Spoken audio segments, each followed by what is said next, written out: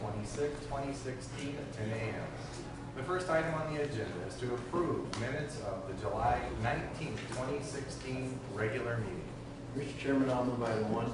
Second. I have a motion and a second. Do I have any questions or comments on the minutes from the July 19, 2016 regular meeting? If not, all in favor? Aye. Opposed? Item number 1 carries. Item number 2 is to receive and place on file drainage repairs. I have a few. I have Drainage District number 4, Colfax, Section 9, and we have a culvert blowout turned in by the Tile Pros Incorporated. Drainage District number 48, Lost Growth, Section 21, replace 9 to 11 outlets with a new tile line and 1 outlet into the open ditch turned in by Dan Rasmussen. I'll move the drainage repairs. Second. Questions or comments on drainage repairs? All in favor? Aye. Opposed? Drainage repairs are approved. Item number 3, approve the hiring and employment of Courtney Bender as clerk for the Webster County Recorder's Office at the rate of $13.20 per hour, effective August 8, 2016. Mr. Chairman, I make a motion to approve the hiring of the recorder's office. I'll second. Motion and a second. Lindsay Beckman, Webster County Recorder. Just a little bit of background on Courtney. She's coming to us from Webster County Abstract. She has experience working with legal documents. She also has some experience with working with our software that we have in our office. So I think her knowledge coming into this will help make her training a little bit easier. And of course, her professional and personal skills will be a benefit as well. How many did you have apply for this? 69. So it's 69. Very good. Quick question, when is the retirement of the person? August 31st is her last day. Any questions or comments? All in favor? Aye. Opposed? Item 3 carries.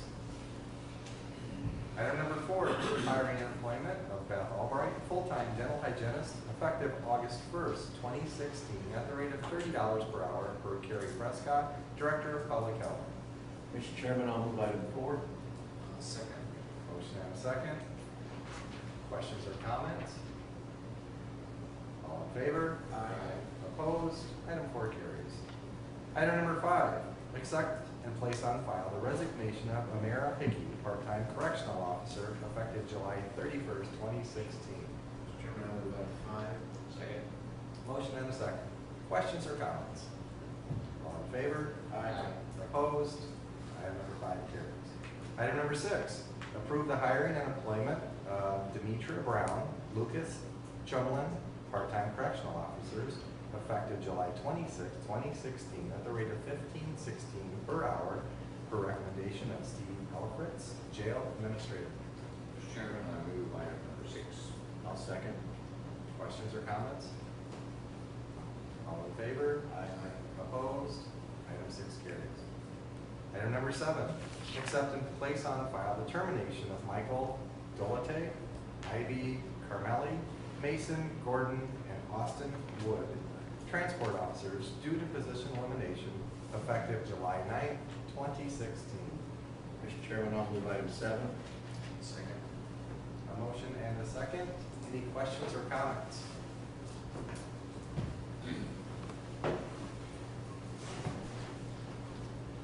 The reason for this is these were all transportation officers, as you're well aware, that were employees of the Sheriff's Department, but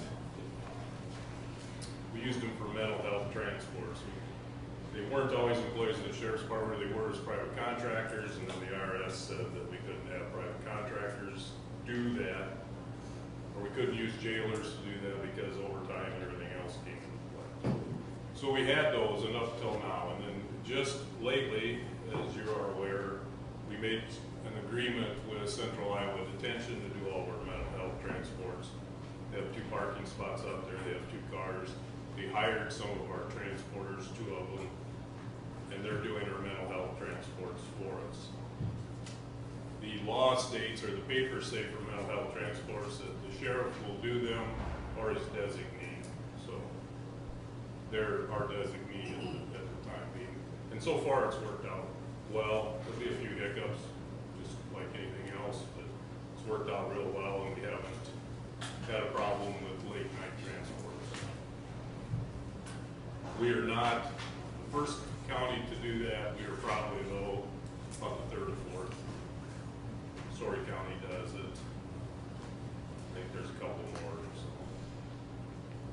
it's working well. All right. Any questions or comments from the public? If not, all in favor? Aye. Opposed? Item number 7 carries. Item number 8, receive and place on file semi-annual report of Webster County Treasurer for the period January through June 2016. Chairman, I'll move item 8. Second. I have a motion and a second. Jan, you want to come up?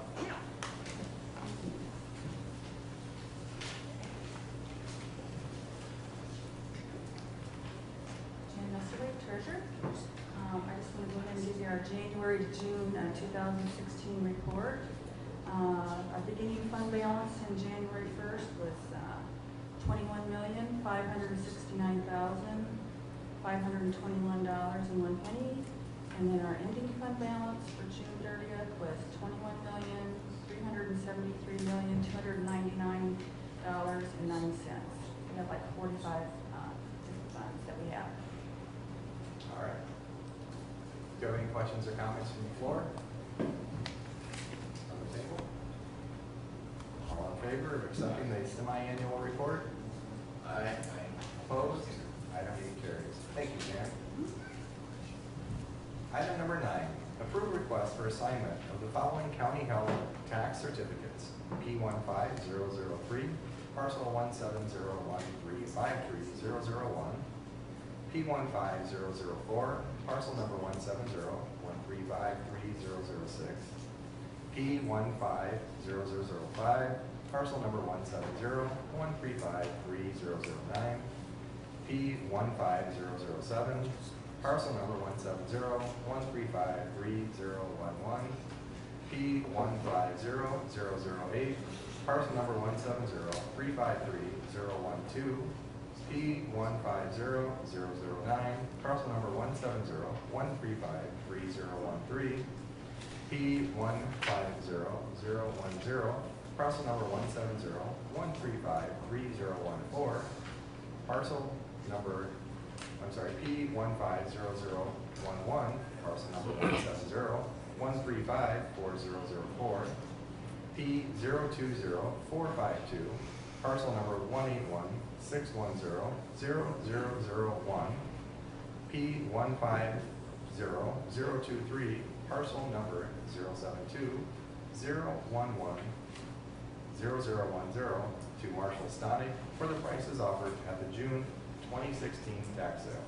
Mr. Chairman, I'll make a motion that we approve the request to assign previously read portions. Hope we didn't miss any zeros. I'll second. I have a motion and a second. Any questions or comments? Sure. Yeah. All in favor? Aye. Opposed? Item number 9 carries. Item number 10 is to approve and authorize the chair to sign the Webster County Disaster Declaration for the severe weather that occurred beginning July 17, 2016. Mr. Chairman, I'll move item 10. Second. Motion and a second. Scott? Task Force, Webster County Emergency Management. Due to the severe weather that went through, several counties, Wright County sustained a lot of damage. And Fort Dodge area also sustained a lot of damage with trees, electrical, and that kind of thing. By letting the governor do the declaration, this will open up 2 areas for our county. The first one, individual assistant grant from DHS. It'll provide up to $5,000 per person or per family that can help with car repairs, replacement of clothing, or anything else from that storm. And they've got till August 31st to do that. The other benefit it does, it won't really help Webster County. There's a state threshold that we have to meet, so the damages that happen in Fort Dodge and Webster County will help that state threshold. So maybe Wright County can get to that threshold and get some money back up there. So I appreciate Chairman Campbell for helping me get that signed last week, and And we do have some people signed up already for the individual assistance, so. Any questions or comments from the public? At the table? All in favor? Aye. Opposed? Item 10 carries. Item number 11. Review construction permit application and matrix scoring for Granite Farms 4 LLC for 2 new 2,500 head deep pit swine finisher confinement buildings for a new confinement facility. Mr. Chairman, I'll move item 11. Second. I have a motion and a second for the review of the application permit. Lonnie, would you?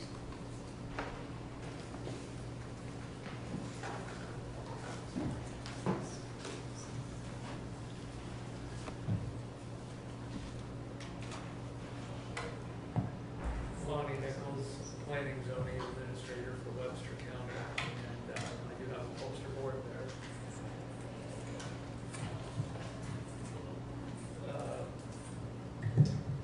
Staff communicated with the DNR to receive findings and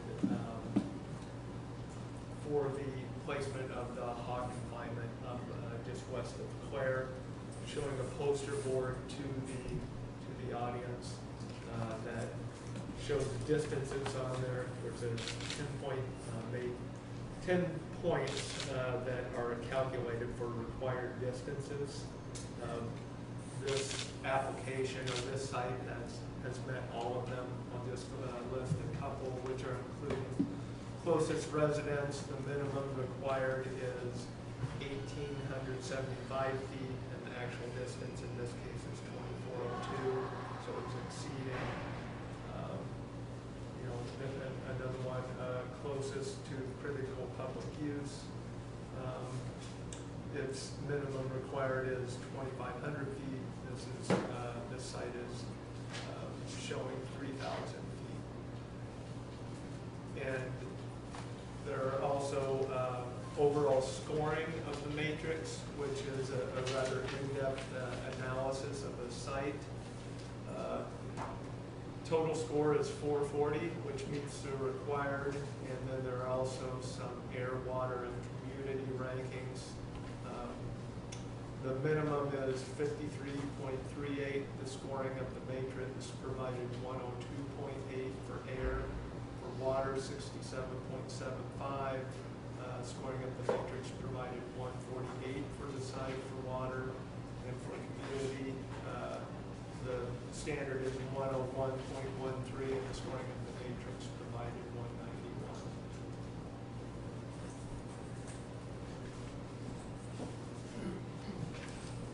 All right, thank you. I do have some letters that have been sent in. I'm going to read those for the public.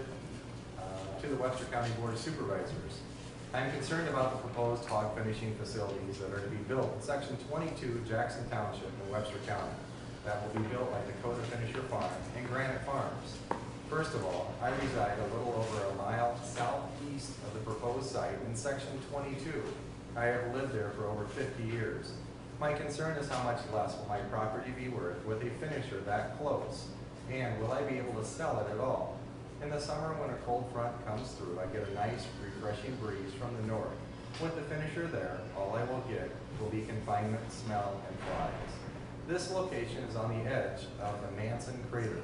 Water is hard to find, and not very plentiful. If the hog confinement is built and wells are drilled to find enough water, a lot of wells in the area could go dry.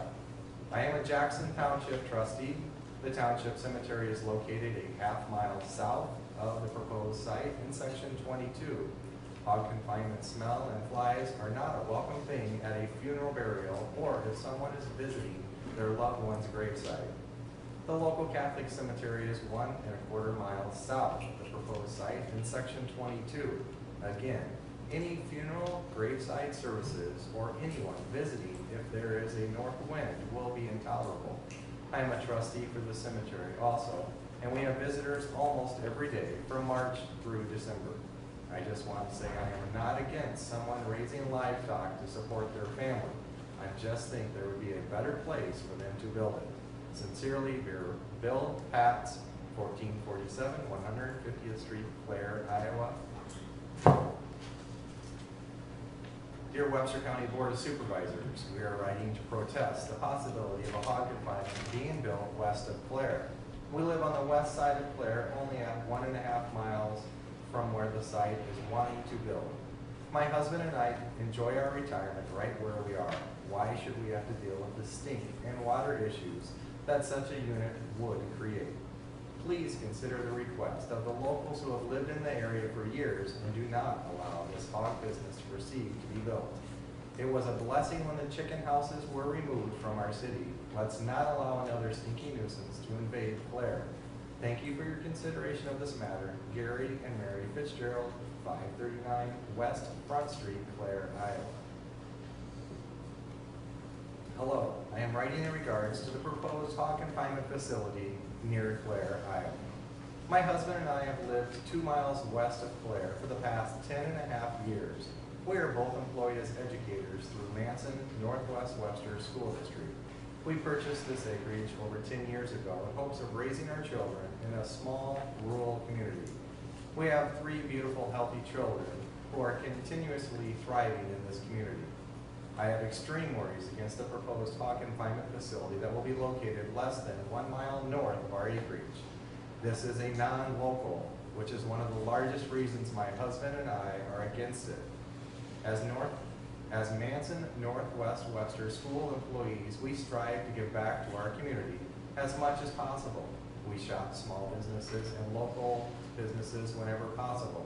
Small rural communities are what make Iowa a great place to raise families.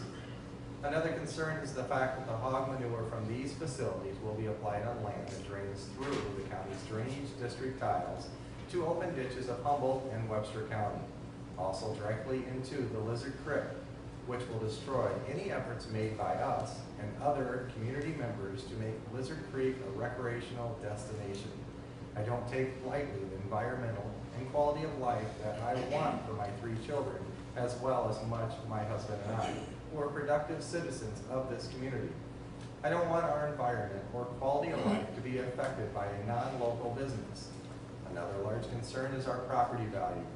We bought this acreage in hopes of investing and making it a great place to raise our family and grow old.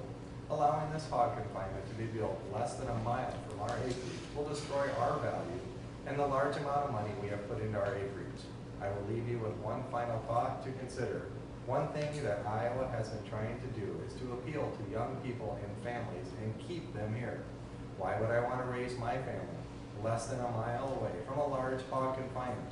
If we want to continue to make Iowa appeal toward young families, then we must stop large corporations from coming in and destroying our beautiful small communities. I am asking you, or begging you, to please vote no on allowing these hog confinements from being built in Webster County and Humboldt counties. Please, for the sake of my husband, my family, my children, and most importantly, my community, vote no. Thank you. Katie Nelson, Title I Reading, Manson, Northwest Webster. Mr. Chairman, I have 2 things I want to bring to the public.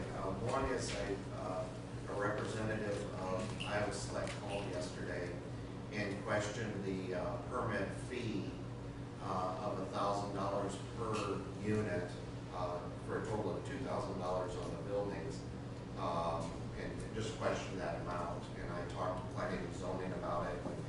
I believe our fee schedule says that main buildings are $1,000, but there is a question as to whether these are 2 main buildings or structures, or whether there's 1 main building and 1 auxiliary building. So I think that's one issue we need to address on giving some guidance to the zoning on what the fee would be for the deal first. So. Mr. Nichols? Yes. The fee schedule, I'm finding it here again. The fee schedule notes that for a main structure that is over 2,500 feet, both of these buildings would be over 2,500 feet. It's a $1,000 fee. So I just charged it $1,000 for each of them, 2,000 total, thinking that they're rather large structures and one was not really accessory to the other, they were equal. An option would be that a like an accessory structure over 2,500 feet would be $300 instead of the full 100 if you wanted to consider that. Okay. My thoughts are that they're both of size, and neither one is dependent upon the other, so it would be hard for me to say that one is an accessory to the other. So to me, it's pretty clear that they're both main structures, and so $1,000 per structure would be appropriate. I agree with that. All right, I thank you. would also agree with that, so it's my opinion that we just Leave it. leave it, his idea is correct. The other issue is that yesterday afternoon, I was up here and fielded a lot of calls. I'm just gonna read the list of the people that called. They are all in objection to the property. They are all either residents of Clare or in close proximity to the property. And they all basically have the same response, odors, the Lizard Creek being right there, those normal objections. So I'll just read the names of the people. Kevin Stein, Jan Wolf, Ryan Nelson, Katie Nelson, Sharon Gross, who is the clerk of the city of Clare, indicated that she had received numerous calls. Mary Ann Lawler, Barb Passel, the mayor of Clare, called with strong objections for the city of Clare. Mike Heitner and Corey Wolf all called with objections. So I want that in the record that those people objected. I also received calls from John Walsh, Sue Walsh, and David. So David, Vice Butler, do you have anything before I have to open public questions or comments? Just to reinforce the comments made by Mr. Campbell and Mr. Leffler, that I have also received calls and had visitors to the wood shop, all specific to the issues as mentioned, the possible pollution to our waterways and proximity to the city of Clare and their concerns. I've been gone since Friday, so I was down in southern Iowa. Phone reception is really, really, really bad down there. So I'm sure I have all kinds of messages on my phone when I get time to look at them. I just got back about 10 minutes before the meeting, so I'm sure I got lots of calls, but there's no phone reception down there. Lonnie, thank you. At this time, I'll open this up to public questions or comments. Please step to the podium, state your name, your address,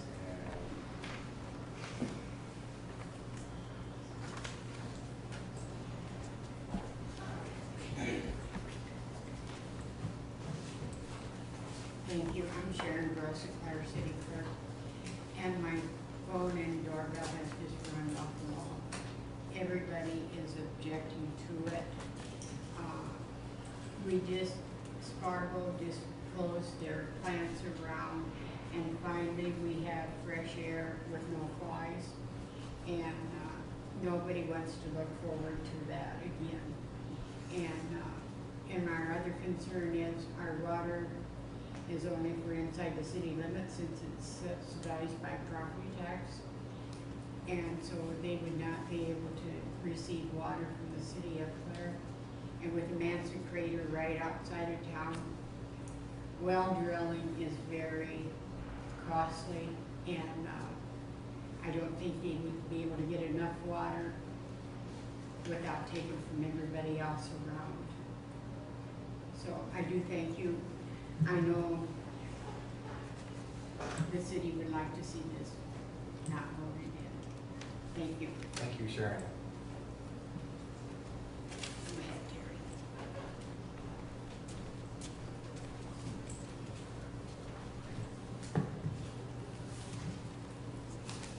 Good morning, my name is Terry Lawler, and I live at 1673 130th Street in Clare. I've lived in Clare my entire life. I farm in the community. I'm a grain farmer. And in the last some weeks since I saw the legal notice in the paper, I've been discussing this with a lot of people around the Clare Clare area. And I'd just like to bring you the issues that everybody keeps coming back with, why everybody in our area is opposed to that. I'd also like to include in the fact that the owners of this farm where this manure will be applied also own more property in Humboldt County, in Weaver Township, and they have filed a permit with the DNR to build a facility up there. It would be a 2,500 head, so it's a smaller facility, it's not 5,000 like this one. That area there is in the same drainage district as the drainage district that runs right past this Clare facility. It's drainage district number 3 in Humboldt County, dumps into drainage district number 2 in Webster County. And I have, I've got a map here that shows this complete drainage district. Starting here in Humboldt County, going past this location right here in Webster County, eventually ending up in the Lizard Creek. So that is available if anybody wanted to look at that map. So we're also trying to include that Humboldt facility in all of these concerns, because those people up there are expressing the same concerns the Clare people are. Number one, it's a non-local entity, so all the profit, all the money made from this facility will never be spent in Webster County. It all leaves the county, it goes out and is spent elsewhere. Interested parties in this facility, and according to this plan filed with the DNR, there is, or with the city auditor's office, excuse me. This is the list that's filed of interested parties on this facility. All these are listed in here as interested parties, meaning they have an ownership in this, or a vested interest in this.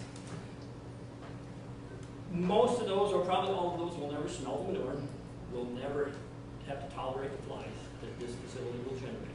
And like Sharon said, Spargo just removed their egg chicken facilities from Clare.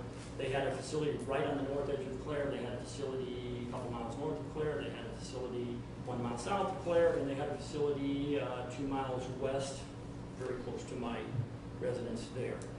So we just got rid of the manure and the flies issue there. Another thing is, as you've heard some of these letters, it will devalue the property values. You know, nobody's going to want to come in and buy a house in this proximity when they're going to smell that manure, tolerate the flies. So that's another big concern of everybody in the area. Another concern, big concern, is I was going through this permit here this morning, just some facts and statistics that are in this permit. This facility will produce 1.277 million gallons of manure a year. The applied acres that they've got listed that they will apply this manure is 377.7 acres of section 22, which is the section this facility will be built in. Then there is 47.2 acres in section 14, which is just northeast of section 22, adjacent to it, just across the intersection of a gravel road. The rate of manure applied to this will be 4,974.4 gallons per acre. When we talk about water quality issues, which is a big highlight in the news right now, with the 3 counties to the west of us being sued by the Des Moines Water Works, the 2 #1 factors that they're concerned about is phosphorus and nitrogen. You look at any analysis of hog manure, that's the highest 2 nutrient values in hog manure, is nitrogen and phosphorus. My experience, like I said, I'm a grain farmer in the Clare area. My experience with phosphorus levels is that as you keep applying manure, those phosphorus levels in the soil keep building. They keep getting higher and higher. And I have, where I live, we have applied chicken litter to that farm for probably 12, 15 years. The phosphorus levels keep climbing to the point that we're cutting back that chicken litter. And at some point here, we will eliminate that chicken litter and we will go back to commercial fertilizer. With the technology available today in agriculture and the abilities for these spreaders to variable the rate, they can be going across the field and they're putting on phosphorus, potash, zinc, sulfur, whatever nutrients you want. They, with that one machine, all those in different bins, they can shut off the phosphorus levels when they reach a spot where the phosphorus levels are extremely high. And that's what we do on our farms, is do this variable rate, shut that phosphorus off. According to our state standards, optimum level for phosphorus is 20 21 parts per million in the soil. The area around my house is my parents' farm. They moved off that farm in 1974. That's the last time that farm had hog manure applied to it. And back in those days, as a kid, I remember you filled the manure spreader, you went to the field, the tractor didn't have a cab, it's 10 below, the wind's blowing, as soon as you got in the field, you threw the spreader in the gear, you dumped it, and you got back to the house. You didn't take it to the far corner of the field. So, around our acreage to this day, like I said, it's 40-some years ago since hog manure was applied there, the phosphorus levels in that soil are still range from 31 parts per million to 184 parts per million. Those levels have stayed there that long. And like I say, with modern technology, we come to those areas and we shut the phosphorus off. We're not applying it to those areas at all. We're still putting the potash and the sulfurs and the micronutrients down. So that's just a little lesson on the availability of commercial fertilizer and what we can do with it today. Another thing I was noticing in this permit,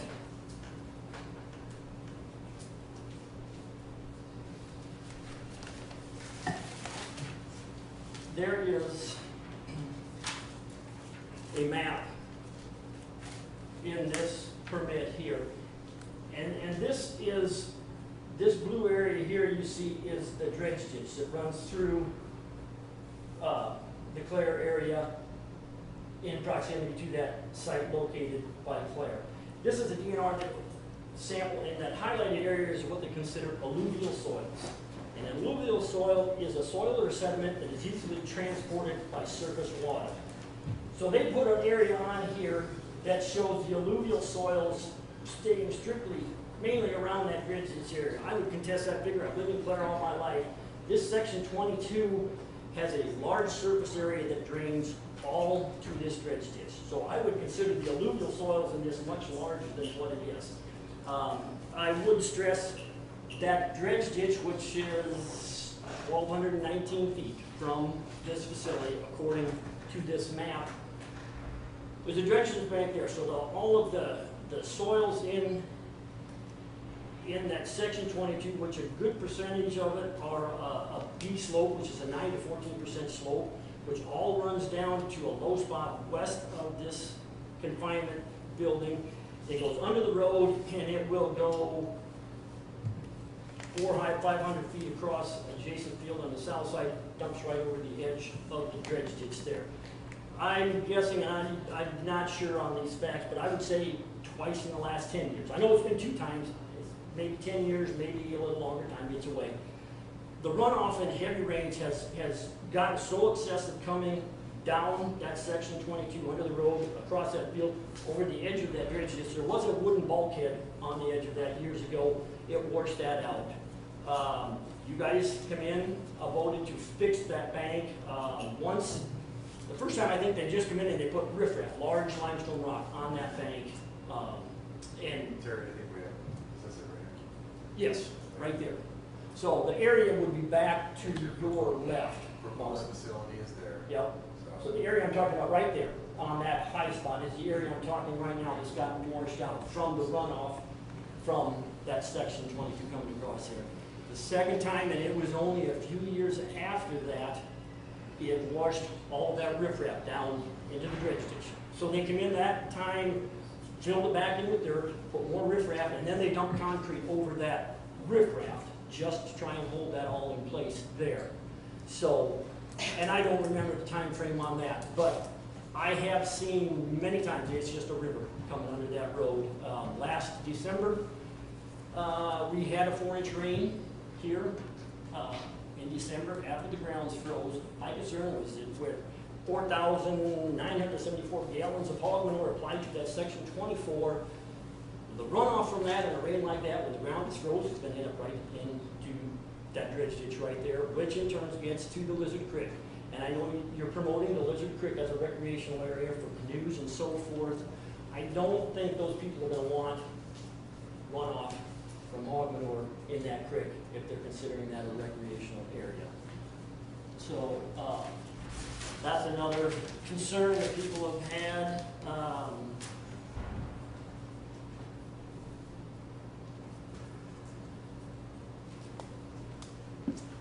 another thing I want to stress again, right now, Calhoun County, Buena Vista County, and Sac counties, our neighbors to the west, are in this lawsuit with the Des Moines Water Works. Okay. And we do not want to be, Webster County does not want to be the next one. Most farmers out there, myself included, we are all trying to be good stewards of the land. You know, we're putting buffer strips in along these creeks, dredge ditches, open bodies of water, trying to stop this runoff. And we're doing things that are possible enough that we can. It always takes a few bad apples to spoil the whole bunch, you know. So that could fall back on Webster County. So in closing, I would like to say that as supervisors, you are the drainage district trustees, and we would like to ask you to seriously consider permitting this facility to locate there, and we would ask you from everybody in the Clare and the Pioneer areas to deny this permit. Sorry, thank you for your time. Thank you, sir. Anybody else? My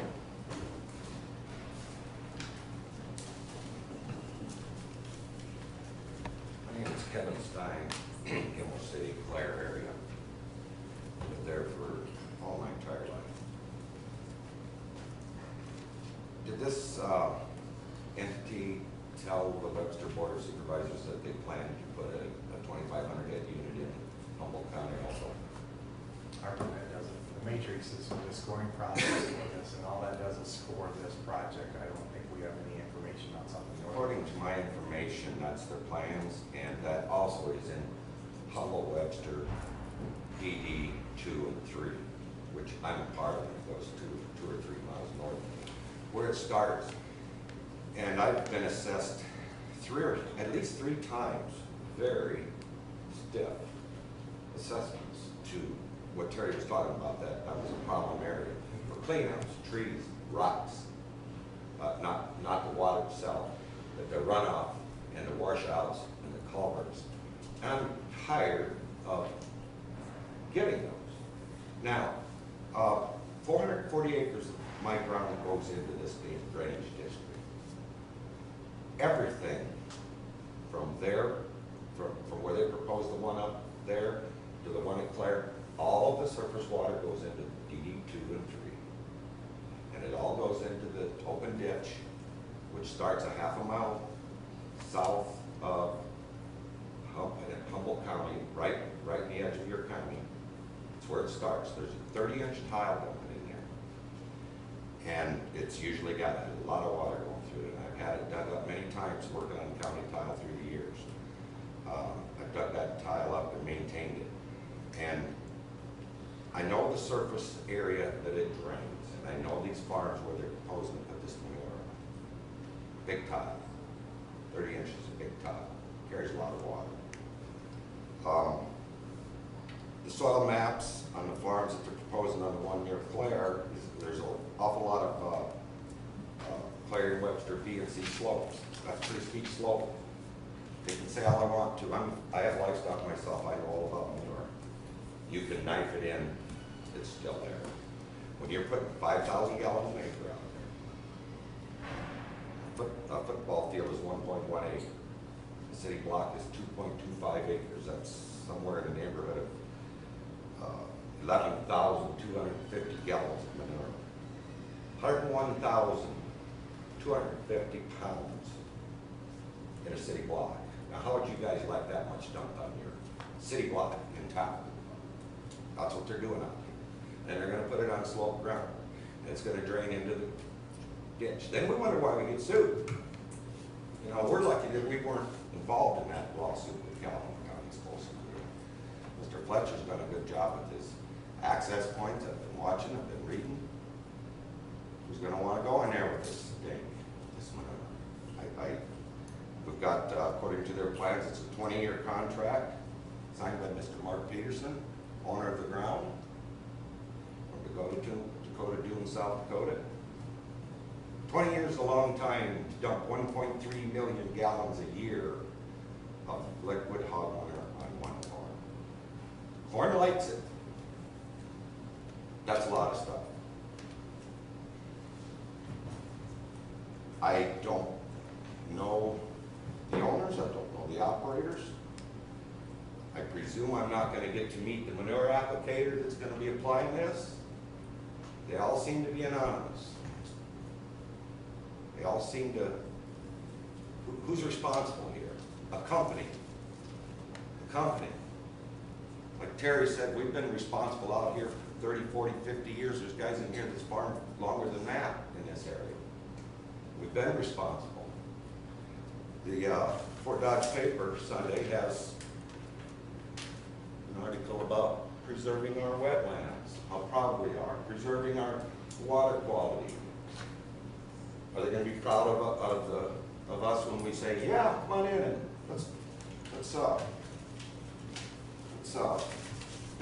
dump some manure in that water and see if it helps? No, it's not going to help. We have the opportunity, you guys do today, to do the right thing and send it to DNR and message it. We don't need this kind of crap shoved in our faces. That's all I got. Thanks, Kevin. Anybody else? Do we have anybody from Granite Farms or anybody? Did you want to speak, address, questions? I'm with New Modern Concept for the contractor building the project. Give me some answer. Thank you.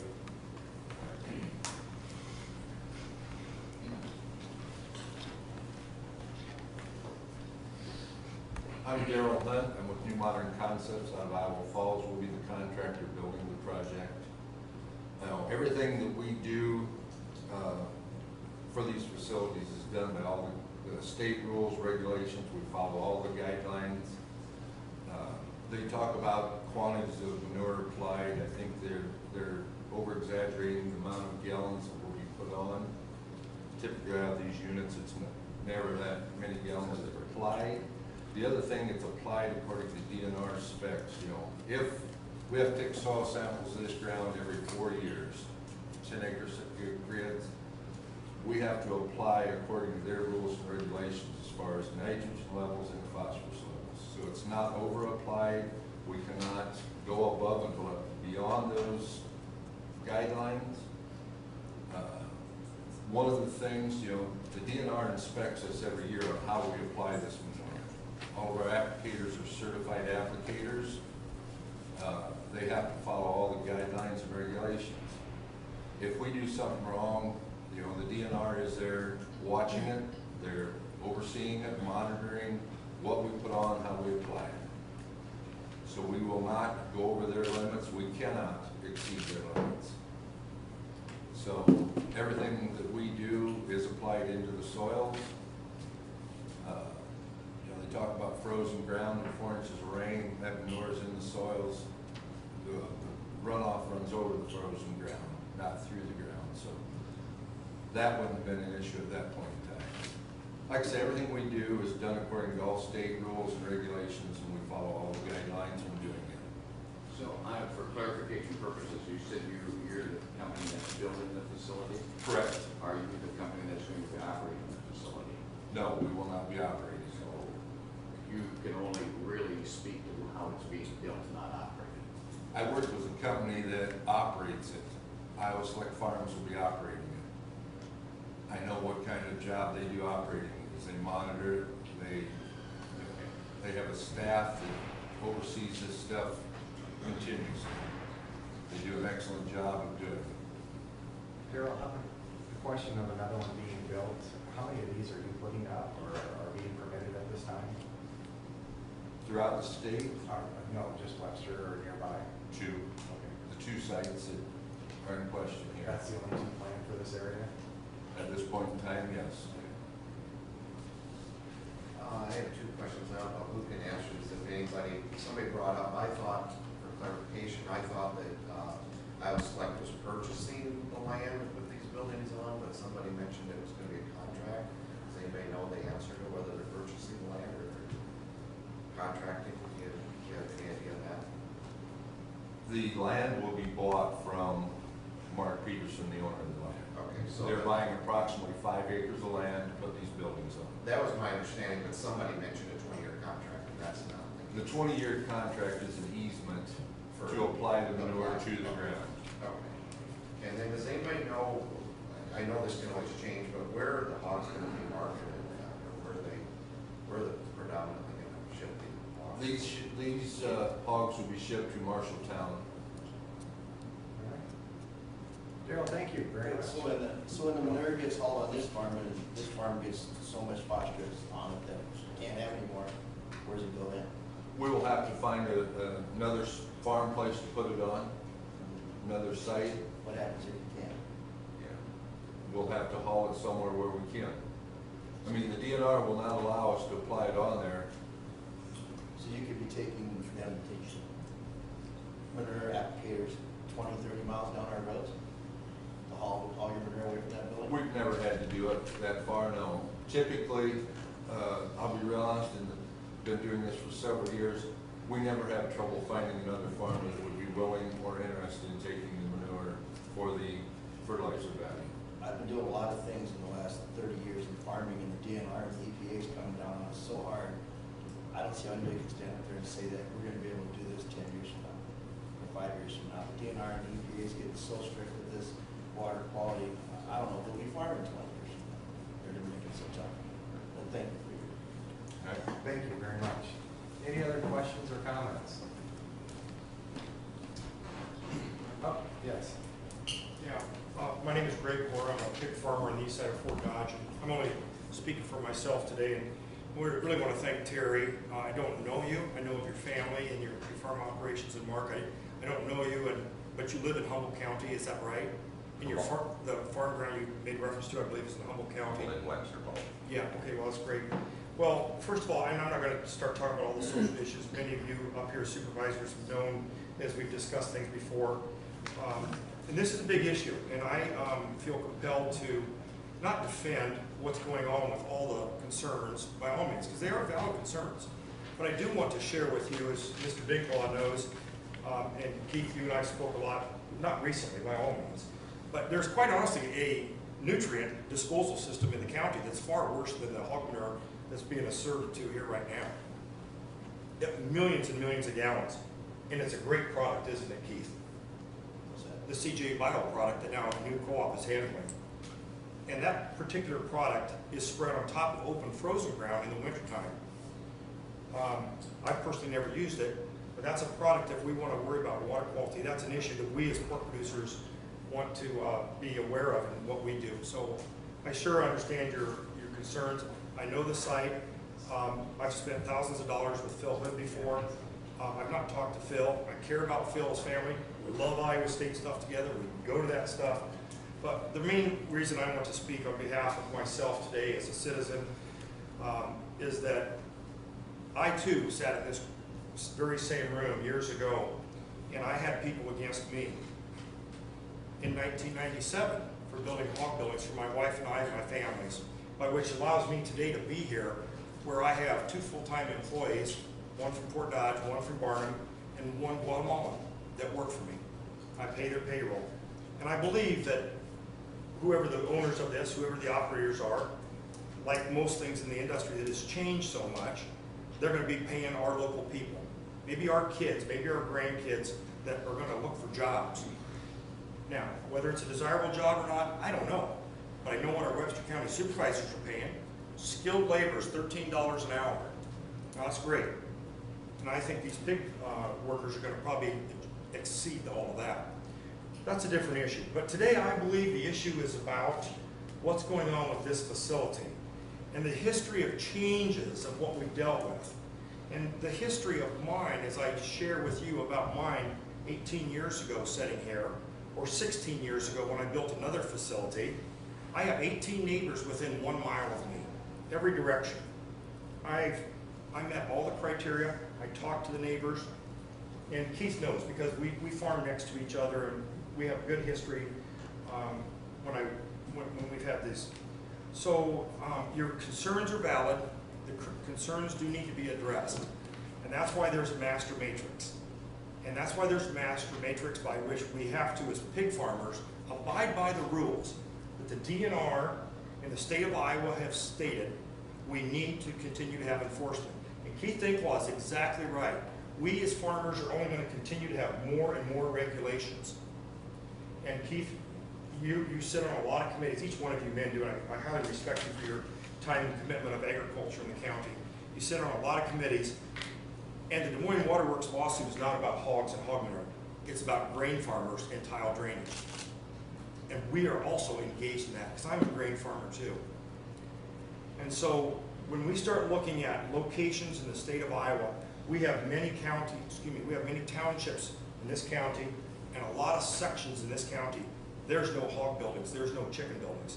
And I too wholeheartedly agree. I'm glad that the chicken buildings are out of Clare. I'm glad that we're cleaning up and modernizing and putting better air systems in. I'm glad that we're putting in 8 inches of concrete in the floors and in the walls, and it's a contained system. But today, as I stated, the issue is this facility. It's not all the social ills or the changes in demographics or structural changes of agriculture.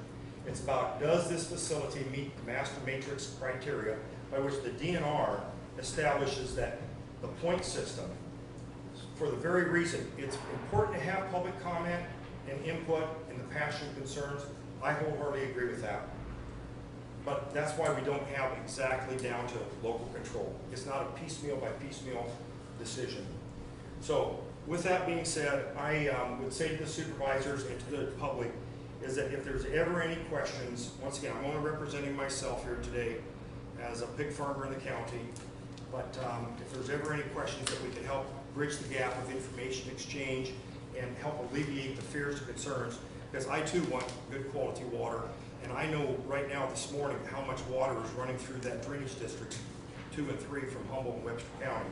I don't want to have any other water polluted into that area, so I do have a lot of concerns about these points that all you good people and our neighbors bring up all the time. So with that, Mr. Chairman, thank you for allowing me the time.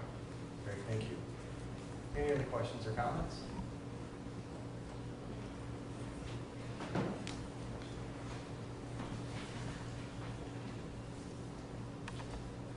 Good morning, Mr. Chairman. My name is Jen Sorensen, and I'm representing Iowa Select Farms. Very pleased to be here, and I'm happy to answer any of your questions along with Daryl.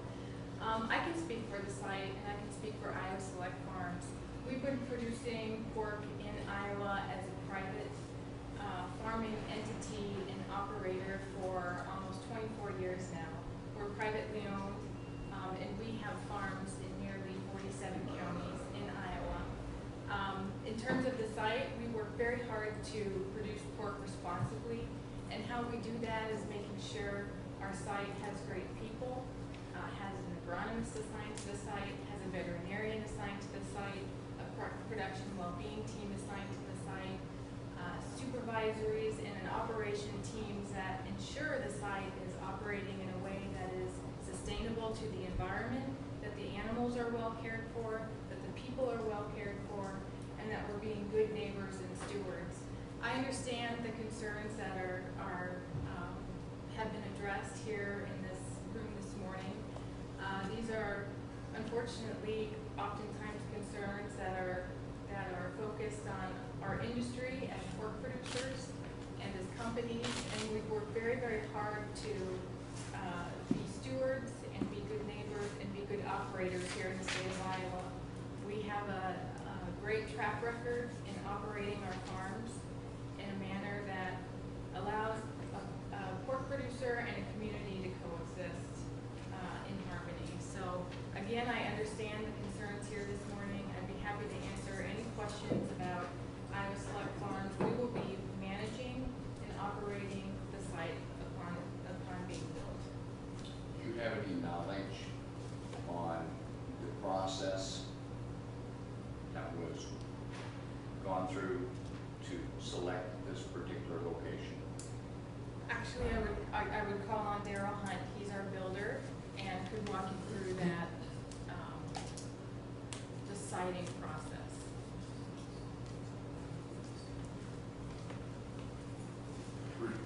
Ask that again, please. What's the process that Iowa Select Farms went through to choose this particular location to locate this facility? Iowa Select looks for sites all over with facilities on. Most of our sites, we are contacted by landowners or farmers, asking that if we'd be interested in putting a site on their land So they get the manure off the site for fertilizer value. That is a process that happens with this one. The landowner came to us wanting to know if we were interested in putting the site up so that he could get the fertilizer value from the hog manure onto his farm ground. That's why we chose that site. Okay, thank you. Jenny, could you address the issue, I'm sorry, could you address the issue of another site north and then any other sites planned in Webster County? Sorry, I would have to ask Daryl about the second site in the farm. So currently, there's only one other permit to the north. Do you have plans for other sites in Webster County, or?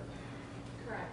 I mean, we respond to the farmers that approach us about wanting to enter into a manure value agreement. So at any given time, we field, hundreds of calls throughout the year that says, I want to be a contracted site manager or a grower or a manure, enter into a manure easement with the company. And so I don't know that we necessarily have a specific pathway of exactly where farms will be in the next 1, 2, or 3 years.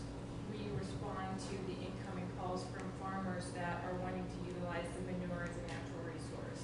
Okay, it sounds to me then like you do not have any specific criteria on location that addresses the proximity to population basis. Is that correct or not?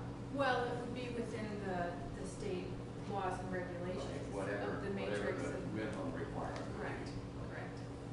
So you currently have no other processes in play or any other applications or plans for other facilities in Webster at this time? Correct. At this time, there's no other facilities in Webster County. All right. Any other questions?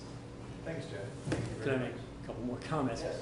The numbers I use for the manure produced by this facility that Daryl was talking about are in this permit at 1.277 million gallons. Okay.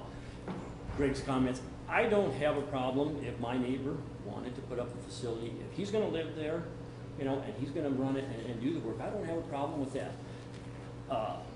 Mark Peterson, who owns this land, will get the manure from that.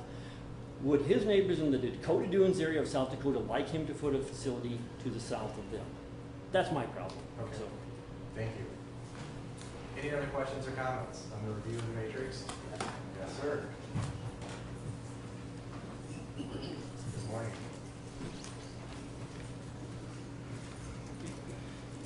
My name is Al Dorothy. I live at 2821 200 Street, which is east of town. I came here today not to speak, but I think I will. Mr. Hora is my neighbor to the south. In 97, we talked quite a bit. I built a house out there on that acreage in 1980. I moved here with 2 kids. Mr. Hora, yeah, you're right. The soil quality and water quality is huge. However, I just want to say that quality of life is also important. I don't smell Mr. Hora's hog confinements every day. However, I smell them often whenever the one's out of the south. He's an hour and a half away. We live with it, but don't like it. I got some questions, I guess, also. How do you find out if there are permits in the county? I mean, you're asking this select farms if they have any. I know that there's more than one company that builds these things and runs operations. So, Just to give you a brief process, private property owners and companies go through what's called a matrix scoring process for a hog confinement. The matrix only kicks in at a certain level of units or head of hogs. They can build a smaller one under the matrix without going through that scoring is process. that number 2,500 hogs? Is that the number? Greg, you may know, or? Yes. yes. Okay, see. That's what I thought. So correct me if I'm wrong on anything here. So they submit that application to us. At that time, we schedule an appointment with our planning and zoning person, the DNR local official, and usually a supervisor. In this case, Keith and I met it on the site, went through the scoring process and looked at it. That's our notification of it. That starts the process for us. When does it go public? Where somebody Yeah, the construction permit application is the process you just said. Okay. Every other week, we have one or two manure management plans. There, we put those on the agenda, the board receives and places on the plan. That's public's notice that there is this operation. It's just on the. And they're annual, just on a regular agenda every week that they come in. Now, that's manure management. But that's manure management plans. But that's those smaller ones that are not the bigger operations that require the They're already in construction. business, already doing, But they still have their regulations and annually they have to approve those. Okay. They're all submitted to So DNR. what about construction permits for occupying or confinement? Just like this process here where we had to publish notice. Once we received the application, then we publish notice that we hear the comments up to a certain time. Where's it published at? It's published in the newspaper. For that paper? All three If it was county? down by Gowrie, it would be at Gowrie and Portage. If it's, Let's say for Claire. yeah, for instance. Claire, it was in the Portage paper. So necessarily, not necessarily in all three papers, just one that is closest. Because the other two papers are. Is that posted on a county website anywhere? Um, I mean, if I don't get the Yeah, county news, yeah, then yeah. how do I know? yeah. Sometimes we think of that, sometimes I suppose we don't. We'll get better at that. Do you have a website where you post your permits? Well, the agenda is always posted on the website. The agenda is always posted on the website. Every Friday. But that's when you're here to approve a permit. Well, that's when, yeah, they'll be taking action on Tuesday. I had some questions with the DNR government, it's out there. There's an acreage right across the road that doesn't have a house on it, but it was specifically left, it sounds like, to build a house on it someday. And I asked him where that application and where that acreage's rights were. And he said that as soon as that application was applied for, then, yes, they could still build a house on that acreage, but who would? You know, so if there would have been a house on that acreage, then it would have had to be moved further in another direction. But once that, he said, once it's applied for, then that trumps all the rights that that person had on. He still has his rights, but you wouldn't ever build, it took the valuation of that acreage. I'm sure, all he has to do is move it 1,800 feet down the road. Yeah. I mean, right, 1,800 feet. But there was an acreage right across the road here, and that got its value depleted to nothing. For an acreage, I guess, that's how I felt. You know, I've been briefly reviewing this again, and I got on the state's website, the DNR, and it talked about how they tried their darndest to enforce discharges, you know, and any violations, any complaints and everything else. However, it did say in there that the local government has the biggest say-so about what goes on there. It does say that, for a sentence, it does. You know that? Have you read it? We'll see, yeah. Okay. Everything we're told is it's the other way around, but we'll see how that goes. It does say that. It'll be interesting. All right. Anything else, Al? Was that funny? Was it? Excuse me. No, it's set here. I read it. All right. So I just would like you to take into consideration as these things go up, I guess about notifications. And, when did the agendas come out? Friday, every Friday. Every Friday? I can tell you as soon as we got that application, what, 2 weeks ago, we immediately called the closest neighbors. Within 5 minutes, we were on the phone saying, hey, we just got this, do you guys know about it? Don't you think the lead time kind of short on that? Well, Don't you think so? as long as we got it, yes, we got it. Don't you think you should have We it should 60 or have it. 90 days or Well, something? and that's a legislative challenge, not a county. Yeah. They It would've know been their, nice. I mean, they followed all the rules with Yep. their application and their scoring process, and that's, I mean, that's nothing we can change, so. As soon as we got the permit, we notified the people that needed to know, that we notified the community within 5 minutes. The community knew. So our representatives would get a hold of us in our area. Yeah, I mean, we told the right, I think we told the right people that the word got out real quick. Okay. All right. Other than that, thank you very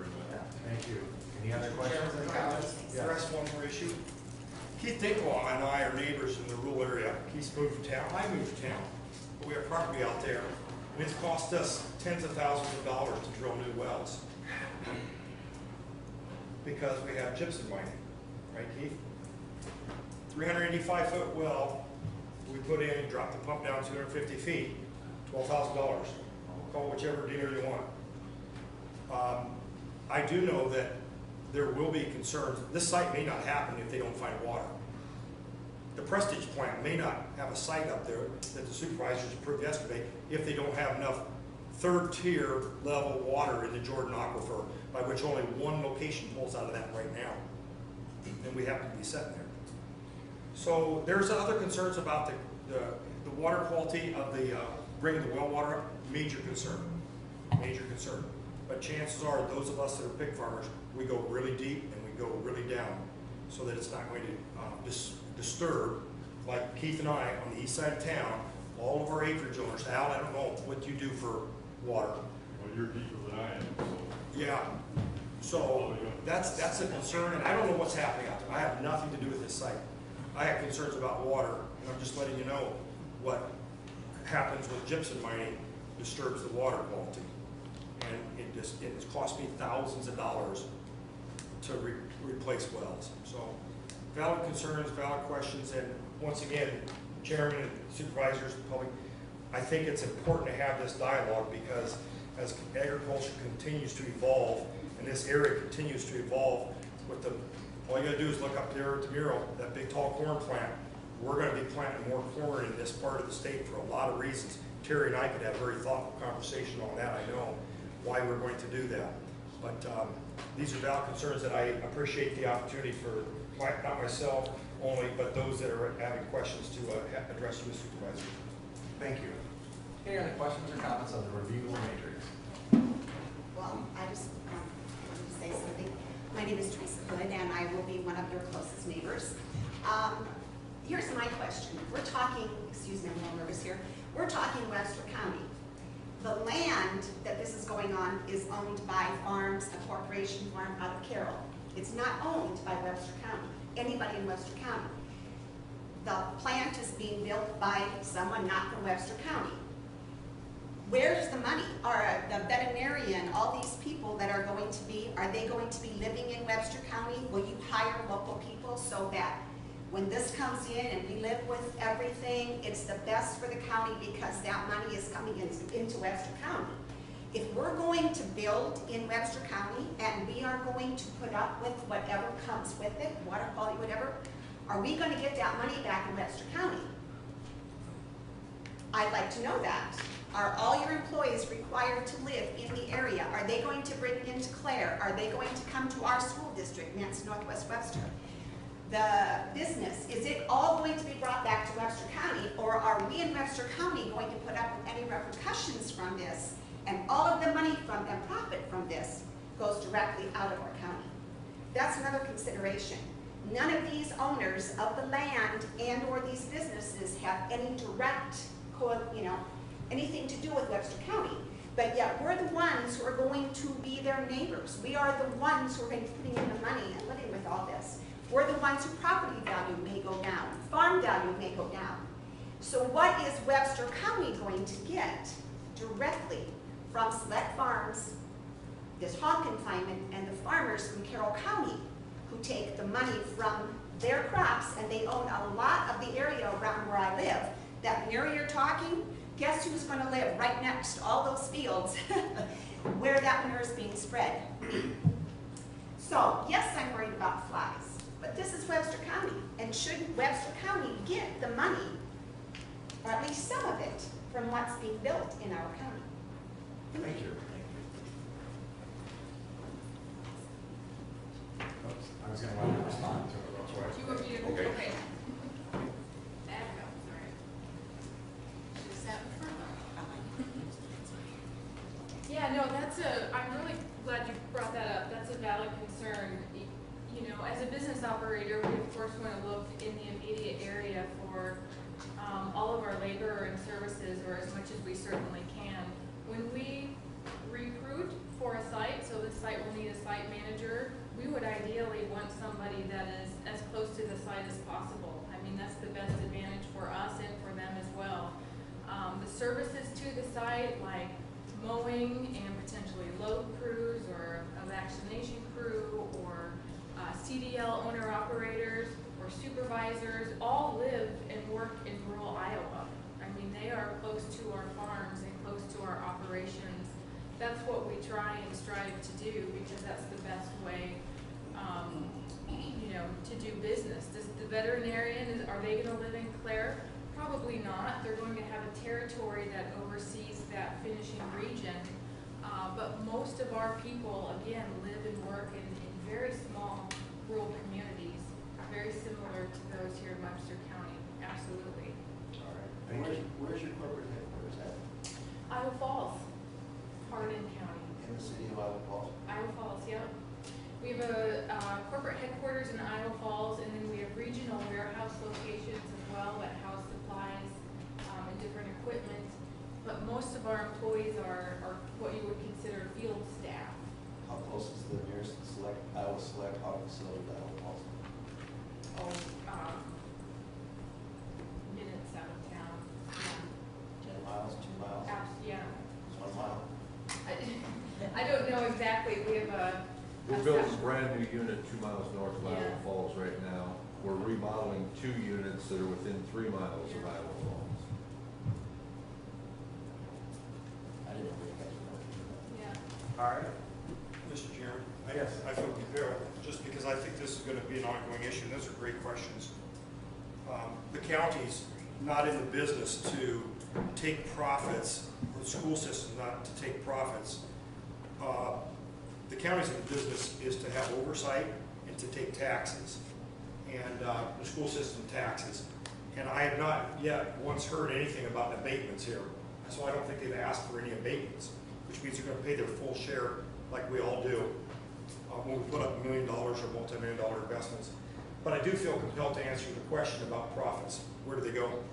And I think all of us, we could stand outside here. I know you good folks from the Clare area, all you got to do is look 6 miles to the south. Where does Cargill profits go? Minneapolis. Where does Verisub profits go? Texas. Where does CJ Bio-America products go? South Korea. And so we're developing a system here, a lot of good leadership here, a lot of tough decisions in the last couple, 3 weeks because of what's going on 16 miles to the northwest of us here, or northeast of us, excuse me. But we talk about providing opportunity and providing jobs and providing value added to us as corn farmers, and what we're doing in the future, we don't know. And Keith is exactly right. We have to be vigilant on those steps in the future because of what we're doing today. But today we're doing things different than what we did 5 and 10 and 20 years ago. And I do want to say also, in a personal note, Terry, boy, you must have put a lot of hog manure on real close to those hog bellies. Those levels are still that high. I don't do that anymore. Yes, I variable rate the hog manure across the fields, just like new co-op does variable rate our nutrients in the same manner. So I hope that answers some of your questions, and I apologize for taking that. Thank you very much, Greg. Appreciate it. Valid points. Thank you. All right. I lost the screen, sorry.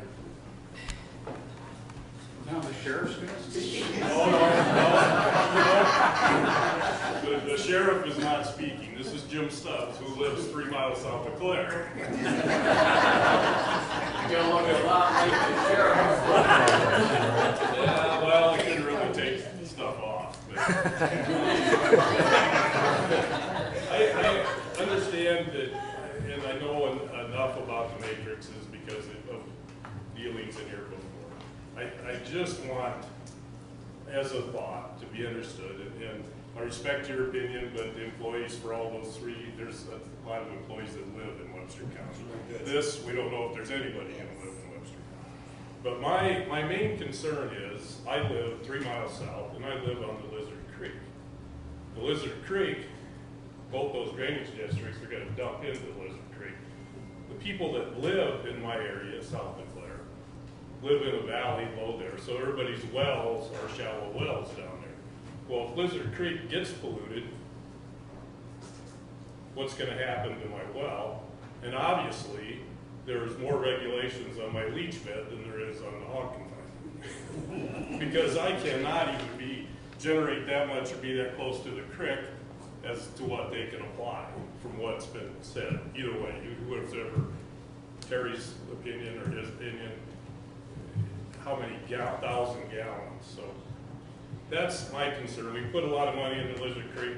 Lizard Creek is a recreational area anymore. So I would just throw out there, it's not a matter of if there's going to be a runoff and it's going to affect Lizard Creek, it's a matter of when. Just look at the paper for all the fish kills and everything else. So my concern is what's going to do to my well. And if I have to spend $12,000 to drill a new well because of Iowa Select Farms, I have an issue with that. Because that's what it would be. They've tried to drill in that valley, and once it's kind of spring fed, well, Nick used to live out by there, and it's lower, but if you get up on top of that hill, those wells are deep, and it becomes a problem. So that's just my main concerns. I know that the board can only do so much anyway, but I just wanted to throw that out there. The matrix, everything is based on the matrix, which is based on, just to remind you, based on minimums. It's not based on anything else, it's based on minimums. So if Lizard Creek gets polluted somewhat, what's it gonna do to the money that you've already invested in Lizard Creek? And what's it gonna do to the money I invested in my? Thank you, sir. All right, we're gonna. What? Yes, sir. One more quick comment. We know who to call when Greg Farr has a problem. Who are we gonna call when we have a problem? Who's responsible?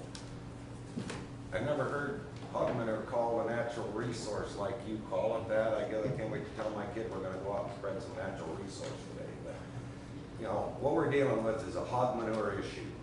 It's not economic development, it's not so much jobs, it's a water quality, manure issue, period. Is there anybody here from the owners of this ground here to tell us, is this gonna be good to spread 1.5 million, 3/4 gallons of hog manure in Webster County to go to the creek? If they are, tell us what's good about that. We're down here kind of helpless. And that's what we got to deal with. That's the hand we're dealt. It's not the hogs. I'm sure you have a tasty hog. And I'm sure you, Mr. Hunt, have built a really good building. But what's in it here for Webster County? Okay, thank you. We're going to conclude the review of the construction permit for the application and matrix scoring of Granite Farms 4 LLC. And we're going to move on to item number 12. Approve Iowa Department of Natural Resources for construction permit application and matrix scoring for Granite Farms 4 LLC for 2 new 2,500 bed deep pits line finisher confinement buildings for new confinement facility, and authorized chair to sign a letter to the Iowa Department of Natural Resources. Well, Mr. Chairman, I'd like to make a motion that the Webster County Board of Supervisors do not approve the construction permit, and that we do authorize you to send a letter to the DNR informing them of our decision based upon our evaluation of the location, the impact that it has on our natural resources in this particular location, and let it be at that. I have a motion. Do I have a second? I'll second that. Any further discussion? Supervisor Leffler. I want to express publicly my concerns with this project, and Clark's touched on a couple of them. One is we've had an overwhelmingly against the property. This doesn't happen on every facility, and it seems to really be affected probably close to Claire or whatever. My other concern is just environmental. I'm real concerned about Lizard Creek being closed, some of the runoff, those things. Secondly would be environmental. I do personally believe they do have an effect on property values whenever they're located close to other properties. Looking at the matrix, I'm sure not an expert on the matrix by any means, but it looks like they just hit the minimum threshold on this project, which tells me that, you know, it's just borderline on whether the state would even called the Matrix system. The location, it's interesting to me that they're going to market these hogs in Marshalltown. It would seem like better for them to put the facility by Marshalltown. I understand the concept, but what I mean there is it looks like it's going to benefit the one farmer that's going to put the manure on his property, doesn't benefit anything else in the area. And then my major concern is also, it isn't specific to this property, but we have the possibility of prestige coming in, and I think that we're going to get many, many, many applications for these properties in northern Webster County especially, and I think we need to start looking at what we can do to make sure that our county is not totally inundated by these properties, which would extremely affect the quality of life of the county. So, a difference there to me specifically that it's an out-of-town company again, not a local landowner, just a local farmer wanting to put a small facility in. So those are my reasons why I will vote against this. Well, my motion. Oh, vote for my your motion was to disapprove. Okay, I will be voting in favor of that motion. Yes, okay. Thank you, Supervisor Leffler. Any other questions or comments? All in favor of Supervisors Leffler's, Supervisor Fletcher's motion to deny the application and send notice to the DNR, say aye. Aye. Opposed? Item 12 is denied. Item number 13, approve and authorize chair to sign permit from Bill Hunt, Elite Tree Incorporated, Strawberry Point, to complete contract maintenance chemical spraying for brush and trees along overhead electrical lines owned by Central Iowa Power Company. Mr. Chairman, I'll move item 13. Second. Questions or comments? Any questions? I personally met with this individual. He's hired by the power company. He's going to be working it right away if he needed a permit. All right. All in favor? Aye. Opposed? Item 13 carries. Item number 14, approve and authorize chair to sign utility permit from Mid-American Energy to temporarily relocate overhead electrical line along the south side of 340th Street, east of Kansas Avenue, Section 2, Township 86 North, Range 29 West, Lost Grove Township for culvert replacement. Number 14. Second. Questions or comments? All in favor? Opposed? Item 14 carries. Thank you very much for coming and helping us with this. Thank you. Item number 15 is to approve and authorize the chair to sign a utility permit from Mid-American Energy to upgrade electrical service line to bin site at 1778 200th Street, Section 29, Township 89 North, Range 29 West, Douglas Township. So moved. Second.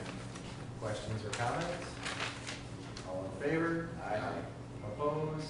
Item 15 carries. Item number 16 is to approve and authorize the chair to sign permit from Greg Anderson to have Rasmussen Tiling install a 12-inch subdrain across Dakota Avenue, approximately 1,200 feet north of 380th Street between sections 21 and 22, Township 86 North, Range 30 West, Gowrie Township, and to drain property all within the Drainage District number 197 in accordance with tile crossing policy. Mr. Chairman, I'll move that. Second. Motion and a second. Any questions or comments? All in favor? Aye. Opposed? Item 16 carries. Item number 17 to approve and authorize the chair to sign agreements with Team Services to provide special inspection and testing services during construction of maintenance facility at 1950 225th Street. Mr. Chairman, I move item 17. Second. I have a motion and a second. Any questions or comments? All in favor? Aye. Opposed? Item 17 carries. This is now the citizens' opportunity to address the board with items not on the agenda. Board of Supervisor Committee reports. Supervisor Leffler? Well, I will be. Which way? No reports tonight. Offensive to your offending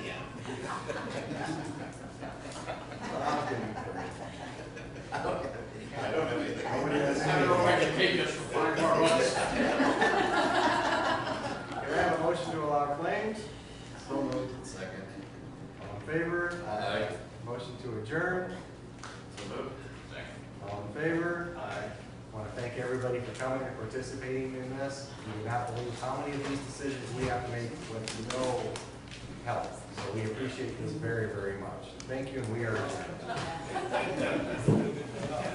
Go get to work,